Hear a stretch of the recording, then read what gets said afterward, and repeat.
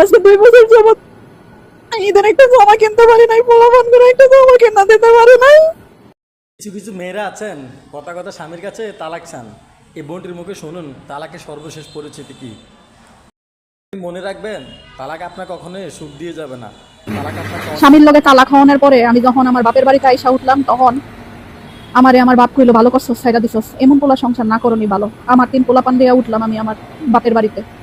ভাইয়ের বউ আছে, বোন আছে, ভাই আছে একটা ছোট। প্রথম প্রথম সবাই অনেক আদর যত্ন করতো। আমার ছোট ভাইটা আমার বাচ্চাটারে দেখতো, আদর করতো। বড় ভাই খোঁজ খবর নিত, খাইছিস কিনা জিগাইতো।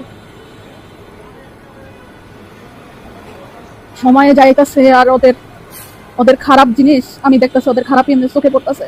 আস্তে আস্তে ওরা দুপুর বেলার যে খাওন, সবাই সবার পাতে খাওনের লগে তরকারি মাইক থাকায় আমার পোলাপানের লিগে কোনো তরকারি থাকে না, বিকাল বেলার নাস্তা থাকে না, ওরা নিজেরা খায়।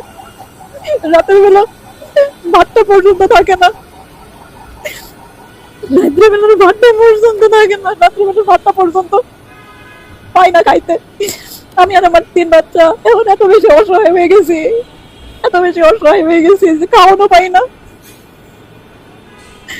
জামাই কাম করতো না, কথা শুনাইতো, এর লিগে আয়া পড়ছিলাম এই বাসায়। জামাইয়ের বাসায় খাওয়ানোর অভাব ছিল না, কিন্তু এই মাসে খাওয়ানোর কষ্ট করতেছি, পড়ানোর কষ্ট করতেছে।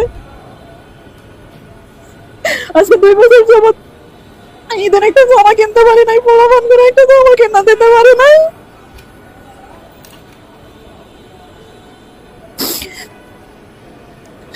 এখন মনে হয় যে জামাই সংসারটা করানো উচিত ছিল, বুঝাই শুনে জামাই সংসারটাই করানো উচিত ছিল। এত দুঃখ লাগে, এত দুঃখ লাগে।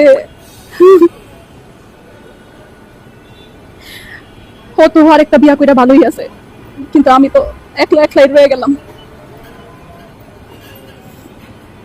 কেউ না পারতে ছোটখাটো ব্যাপারের লিগে তালাকটা নিয়েন না, তালাকটা নিয়েন না।